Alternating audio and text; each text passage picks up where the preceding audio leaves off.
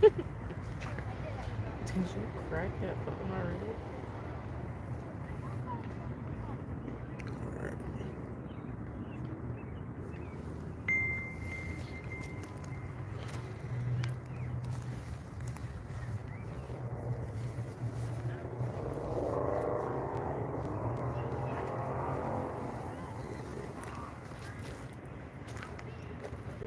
Right.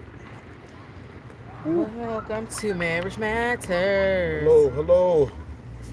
So I decided to switch it up a little bit. Marriage Matters. Hey, why don't you tag me? Beautiful.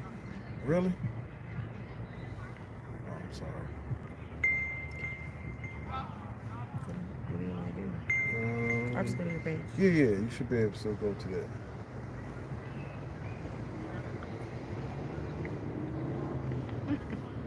Let's see.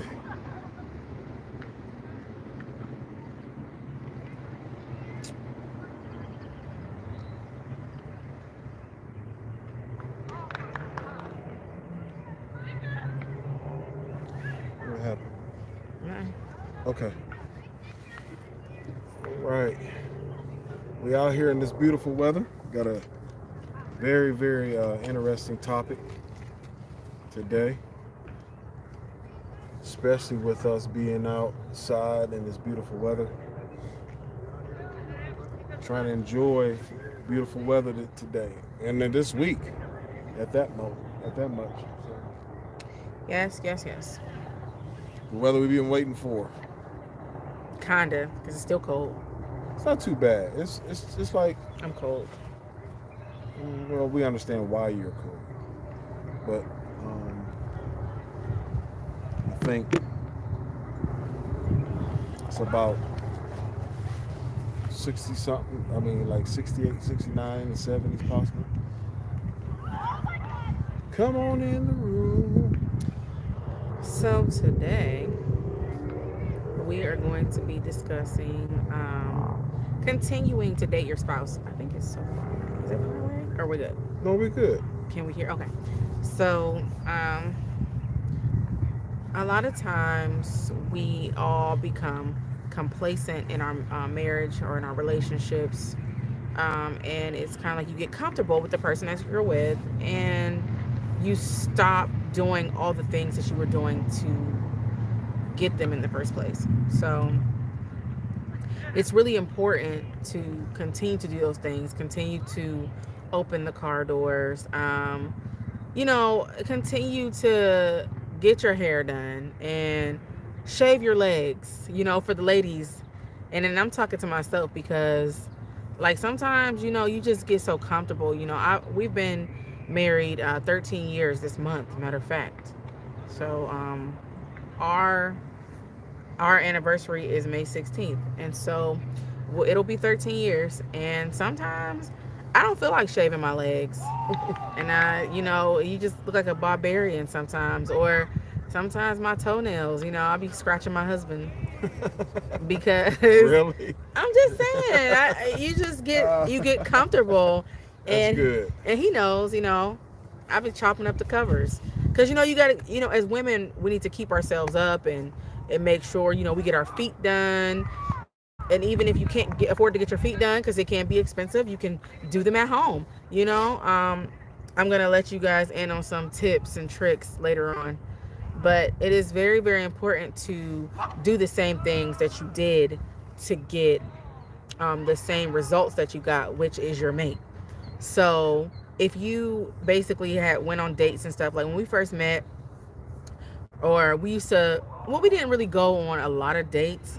Well, then we was always out doing something. We hung out a lot. Remember, we could, like, we just So, kind so of basically, what you're saying, hanging out and dating, dating, like you just, it's two different things. We have to specify that because then a lot of people will think that hanging out is a date. well, yeah, Some people don't think it is. But we hung out all the time. We were like together all the time. all the time. I mean, we spent every single day together, and people would be like, "How?" Like the whole entire year we spent together, we missed one day.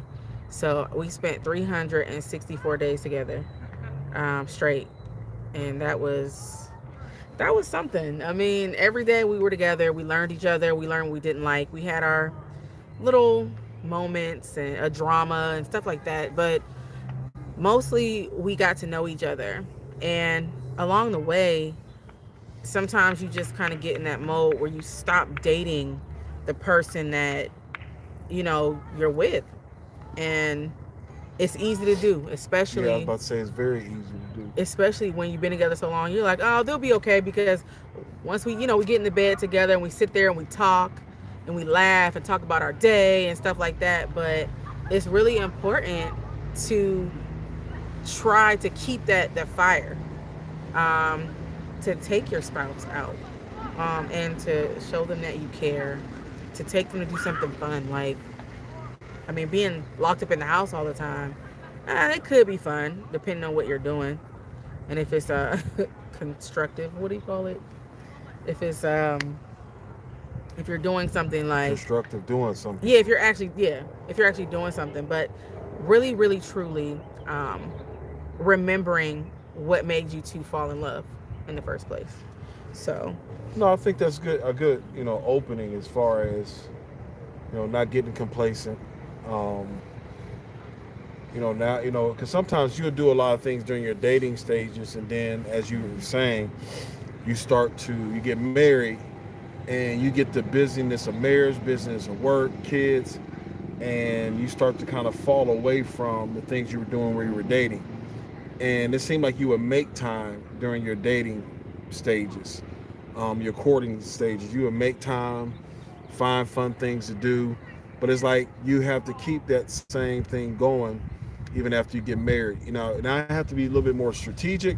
You got to be a little bit more spontaneous, a little bit more planning, because it just is. Life just gets busy, especially when you get, schedules and yeah, stuff. schedules, work schedules. If you get a new job, all that stuff factors in, and so you have to get very, very creative in your approach. You just, and I think that was the strength, was that my wife was very outgoing and always wanting to do something.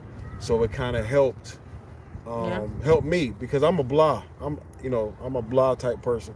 I sit in the house, play video games, go watch Sports Center. I go Yeah. work out. I go shoot hoops, and listen, that'll be my life, and I'm good with it. But she helped open me up to a whole different world, and because she was so outgoing, so energetic, so colorful, she got me into things that I really wasn't interested. I'm a city boy, so and I say that So what am because I? you're a suburb girl. The city boys, all we did, I'm a city boy. All I did is play sports, work out, hang out with the fellas. But then it's like it's a little different when you get married, and you have to be open to learn different things from your spouse. So I began to learn, to do different things. Because sometimes when you're not open to learning, not just your spouse, but what your spouse loves to do, it makes the whole marriage or the relationship, like, what is the purpose of being together? It gets boring. And then when it gets boring, then you start arguing, and then you trying to figure out why are you arguing. It's And then you because, talking about the fire out, the fire left, yeah, and you start talking about that. You start, saying a lot of negative stuff. yeah, So the fire really isn't out. It's just you have to be open minded. My wife is, um, taking me some places, or suggested to go some places that the norm. yeah. Look, I love art, but I'm not going to no museum. Like, but she opened my eyes to, what, I like art. Why not go to a museum? Mm-hmm. And I actually had fun being with her, doing something that she likes, but then at the same time, she's opening my eyes to something fun to do. It's even to the point where we want to go back to, like, for example, Pittsburgh, and go look at some more museums, look at some more artwork, because Pittsburgh is so full of art. Yeah, they have a Van Gogh art museum down there. I was so mad. The day we left Pittsburgh, it was actually going to be open the next day. I was upset, and I said I have to come back. I have to.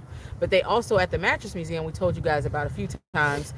They have different exhibits. So they have a new one that they're actually installing, and I don't know. That's probably going to be done, probably the middle of summer. Mm-hmm. So we're going to go back and I really enjoy it. I mean, it's so fun. And the fact of the matter is, there's a lot of museums that just have art, but then there's museums that have pop up, like it's 3D art.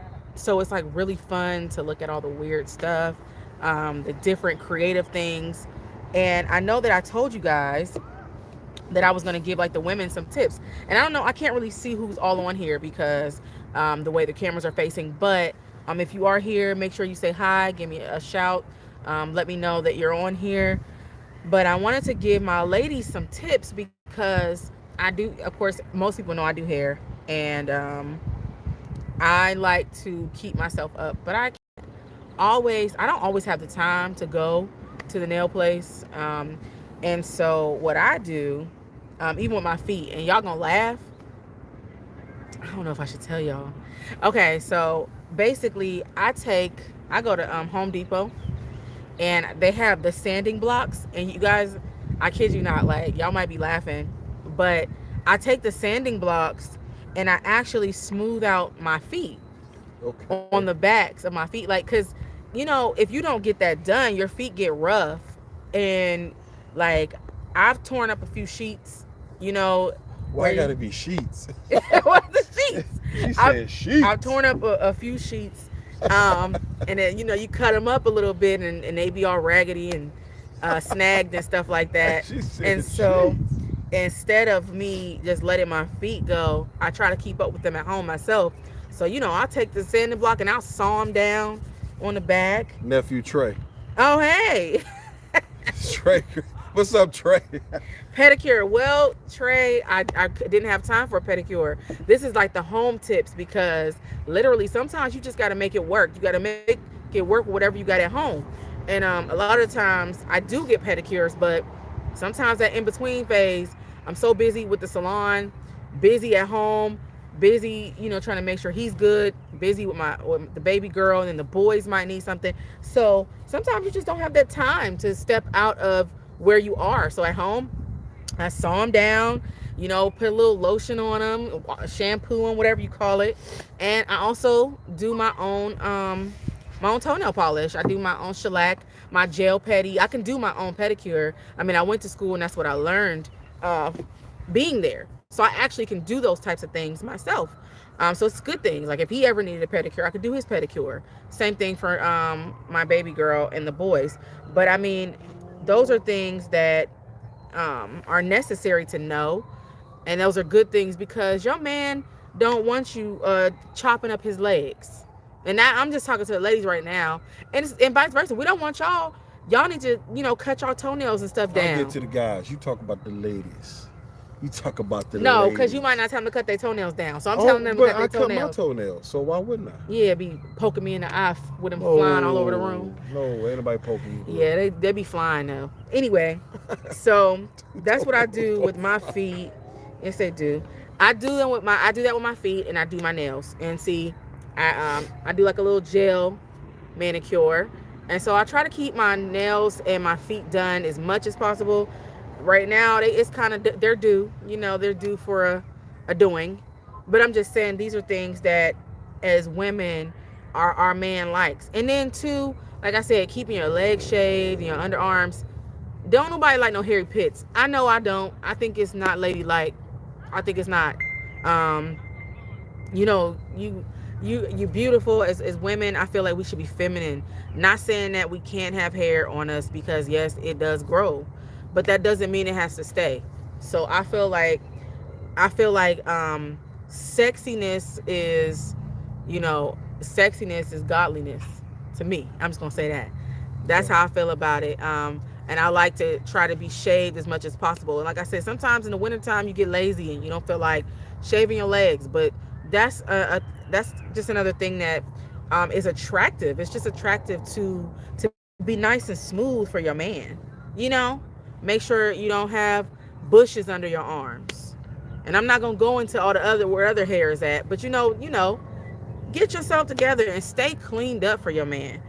Sometimes, like, even with like our bonnets and stuff like that, yeah, we wear them and stuff, but sometimes it's like they like to see us in our natural element. Like, okay, well, when I met her, she wasn't wearing a bonnet, but now you going to bed, you got on a bonnet and a little moo moo or whatever them things is called. I mean, just you have to keep your man's attention. It's just important. So, I mean, those are things like I like to talk about with the women. Now, my husband can speak for the men, but it's just important. It's important. It's important, and I can't stress it enough. You have to date your spouse. And dating your spouse is important.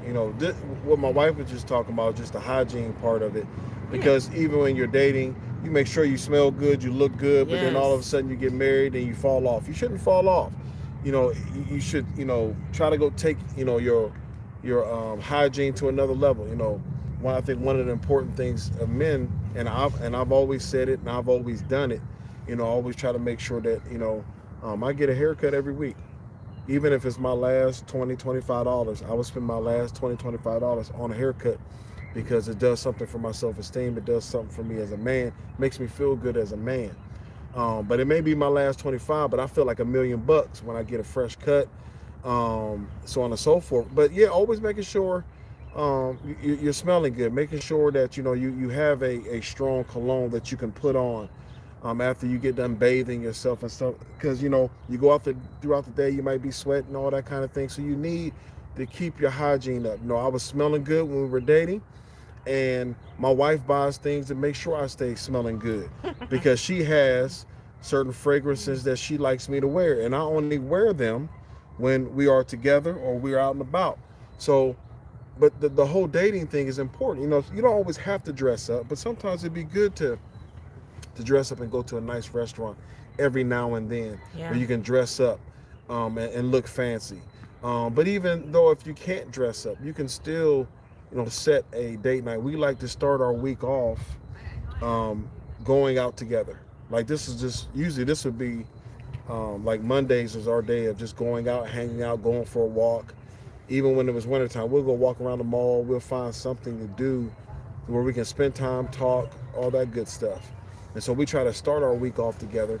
And then throughout the week, we try to spend time. And then we try to end our week, like a Friday or Saturday or something like that. If she gets off early, we try to have another, date night. So be creative. Just don't get relaxed and complacent. You know, um, Make sure, you're always looking good. You're smelling good for your spouse. It's so easy, like we opened up and said, it's so easy to get complacent and relaxed and fall off. One thing about men, and I encourage ladies as well. My wife didn't kind of touch on it. Make sure that my wife is working out. She's exercising. I'm working out. I'm exercising. Why? Because we're getting older. Our bodies are changing. We're changing our diets. We want to make sure that we're healthy. We want to make sure that we're staying attractive. Like my wife is beautiful. She's sexy to me, and she's doing things to keep her sex appeal. She's doing things to help keep herself beautified because she know what I like. And it's the same thing. I know what my wife likes. So, I'm changing my diet. I'm working out. I'm exercising. I'm doing things that keep her, turned on. You got to keep your spouse turned on. You don't want to do things that's going to turn your spouse off. You know what I'm saying? No, you want to keep your spouse engaged with you. And I understand you have your ups and down moments, but you know what? Sometimes, my wife and I, we may have a disagreement like we always do throughout the week.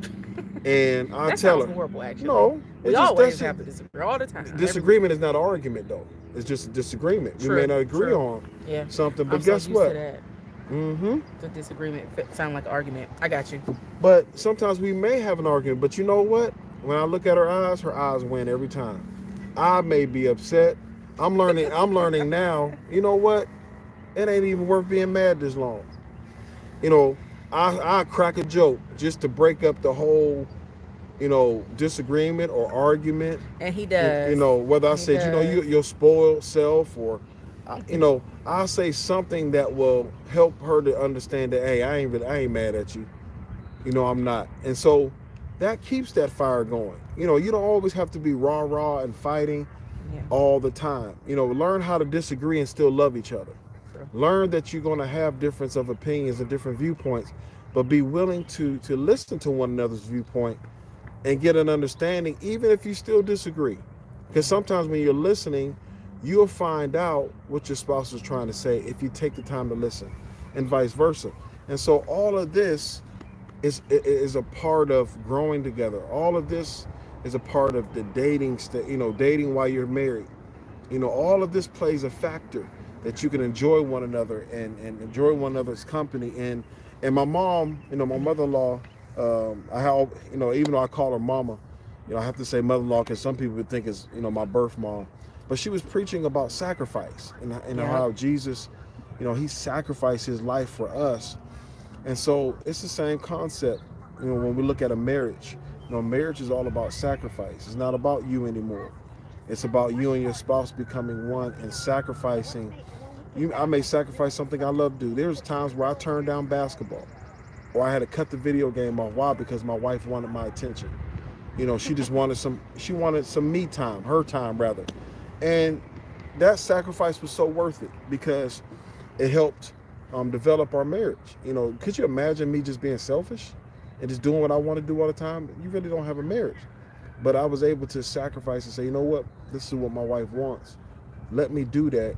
And then in return, as I serve her, she'll serve back. So men, don't ever be afraid to take the lead of serving and loving your spouse or loving your future wife or whoever that person may be. Because as you're doing that, in return, you'll get that love, that respect, that submissiveness. And that may be another, topic for another day, and we could probably even talk about it now. The big topic is about women not being submissive Hmm. to their husbands. But then I always, always challenge the men, are you submissive? Do you serve your wife? Do you love on her? You want your wife to do all this stuff for you, but at the same time, are you willing to do what you want her to do for you? So, this is my wife. She's not my maid. She's not my slave. You know, no, that's my wife. So I serve her as my queen. So as I serve her, guess what? In return, because she loves me and she sees how I'm serving her, she serves me back. And I know this has been a popular discussion about women not being submissive. And I know some people take the scripture and try to use the scripture to their benefit and all that kind of thing. But the Bible says, realistically, Jesus said the greatest amongst you, if I'm the priest of the house, must serve. So I serve, and in return, your family will serve back, or they will be. Your wife don't have no problem being submissive, if you're doing, if you're treating her like a godly woman, if you're treating her like the wife that Yeah. she is. Women don't have no problem submitting. If you're taking care of your responsibilities. Now I understand we have some, on the other side of the spectrum that had bad relationships, and they're just stubborn. They're not healed. They're mad about their previous relationship because they gave so much to the relationship and they got burned, and they're mad and they're hurt. So they come into a new relationship, not healed, and all that kind of thing. So yeah, I get that. I get that. You do have that, But even in those type of relationships, the man should still set the tone. Should still step up as a man and set the tone. So I want to open that segue. If you got questions on that, women being submissive to the husband, yes, the Bible talks about it. Wives should be submissive to their husband. I totally agree.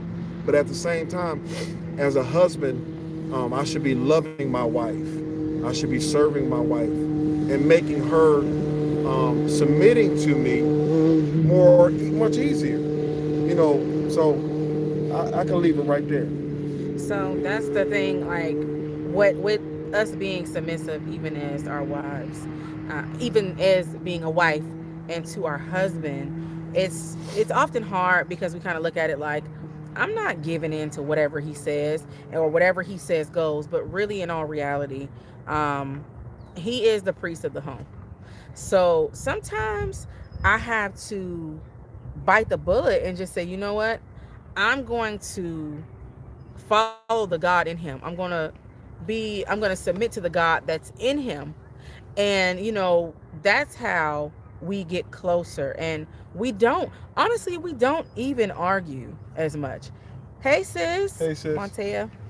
Um and to everyone else on here, thank you for coming on. Monday is not our usual day. We will not be doing Mondays. This was just, we just want to kind of be consistent. I know yesterday we did not come on. We were going to, but it was so much going on with Mother's Day. And so we just wanted to at least come and give you guys what we had. to give. And so basically, as I said before, ladies, I mean, of course, being submissive is the right thing to do as far as your husband, as long as he's not leading you down a path to death or something crazy, or if he asks you for something and he's taking care of home, he's taking care of you, he's serving you, he's doing for you, there is nothing that you should not do for your spouse. I mean nothing, because they always say there's someone that will if you won't, which that's not in the Bible, of course, but they always say, what you won't do, someone else will. And that is very, very true. And we've talked about that over the weeks. And Not I was opening thinking, doors, basically. yeah, just not opening the doors and stuff like that. But that's another thing of being submissive. You're no longer, your body is no longer yours. You belong to your spouse. Just, keep that in mind. You don't want to deprive your spouse of the love or attention or affection. Like if I'm doing something and my husband asks for something, to be honest, matter of fact, I think he asked me something last night and I was actually doing something. I just thought about it. I was in the process of watching an important video for work, and I'm just now thinking about it, but I believe he mentioned something to me and I didn't ignore him, but I was so zoned in on my video, and then I felt bad. I felt bad after the fact because what he asked for wasn't too much. It's something that I could have probably put my video on hold for. I could have left it where it was, paused it, and came back to it, because he is the most important. So I should have took care of him or whatever he needed, and then went back to what I was doing, because what I was doing was not more important than him. But sometimes it's those little things, and like our counselors say, it's the little foxes that ruin. Is it ruin the vine? You destroy the vine. Destroy the vine. It's the little foxes that destroy the vine. So if you let those little things creep in, those little mistakes, those little things that you overlook that your spouse is asking for, that can cause like huge issues. They become big things. They were little things. They were little, what they call a little molehill, and it becomes a mountain because it wasn't taken care of. So that's really important for us as women. We are the heart of the home. And I always say, if the heart's not right, the rest of the body is going to be off, and so we have to make sure that we keep ourselves together, keep our mental state right. And they try to say the head too.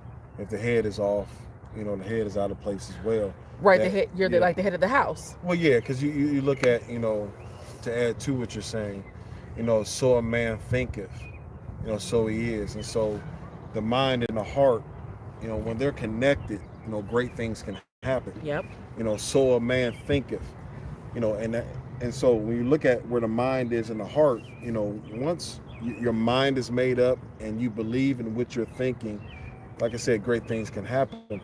But in all of this, when my wife was talking about, the little foxes, not going on dates as husband and wife, that helps to keep those little foxes out. Giving attention to your spouse, knowing their love language, and doing these little things. I know I give my wife her flowers every day.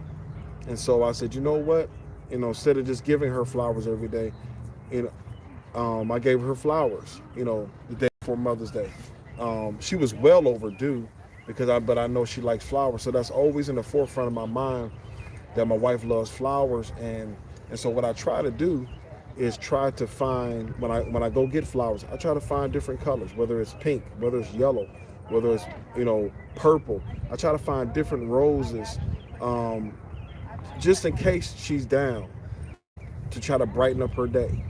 And sometimes even when you're doing date night, things like that, do something special for your spouse on that particular date night. Nothing wrong with that. That keeps the fire going. That lets your spouse know that you're still interested, that you are still attracted to each other. It's, I told my wife, she had went to the store and bought some things, personal things for herself as a woman. And I told her, I said, honey, that looks good on you. I said, I like those new garments that you have purchased, and for a lack of better word. And I said, baby, I said it look good on you, but your spouse wants to know that you are paying them attention.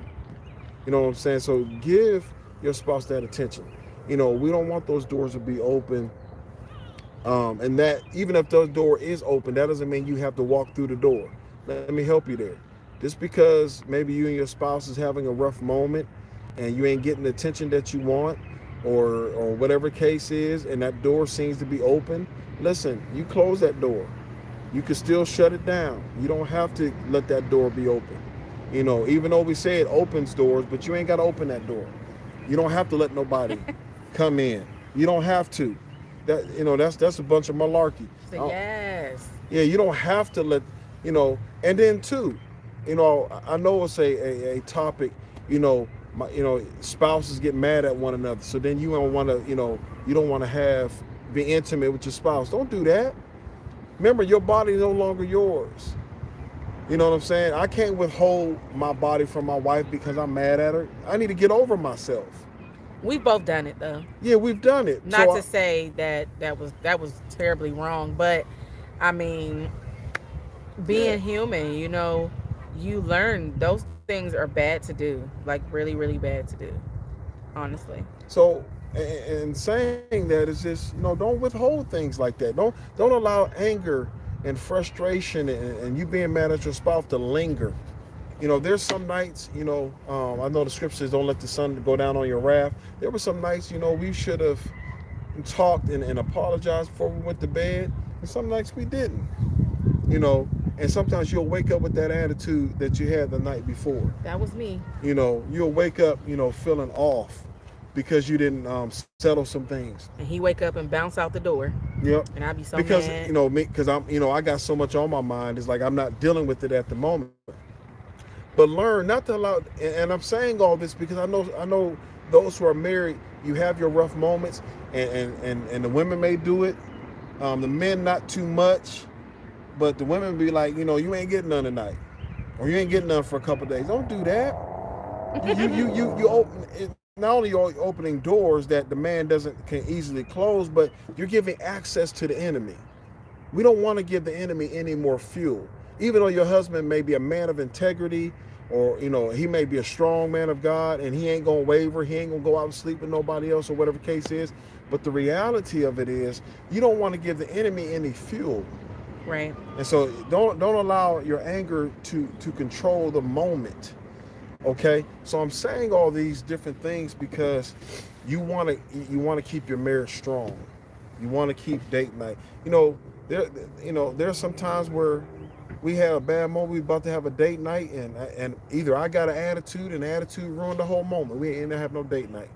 Well, I could have handled it more a mature way. And it's same with me because I'm the one that's like, you know what, I don't even want to go nowhere. Just forget it.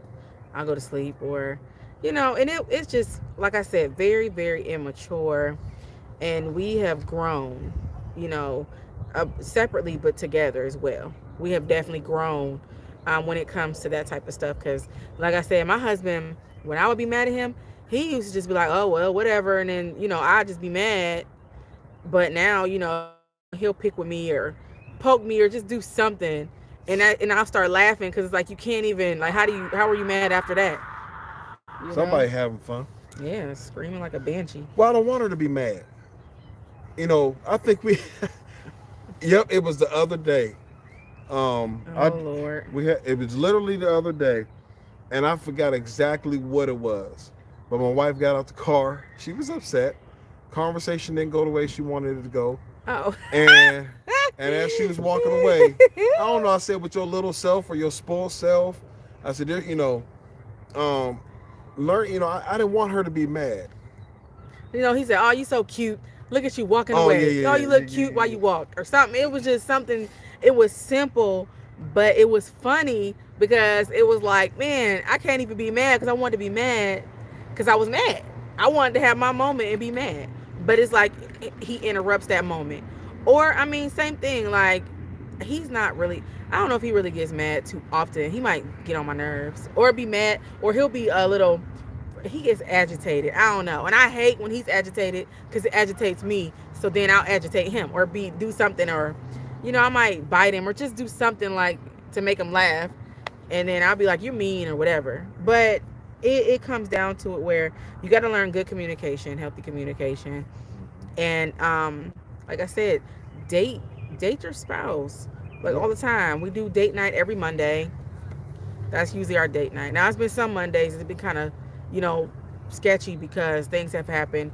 He has stuff to do. Or I had something to do. Mainly probably me. Um, but I mean, we just make sure we make it up and do something, later on that week. So And he's we communicate that thing out. Hey, Monday was our usually our date night. Hey, let's.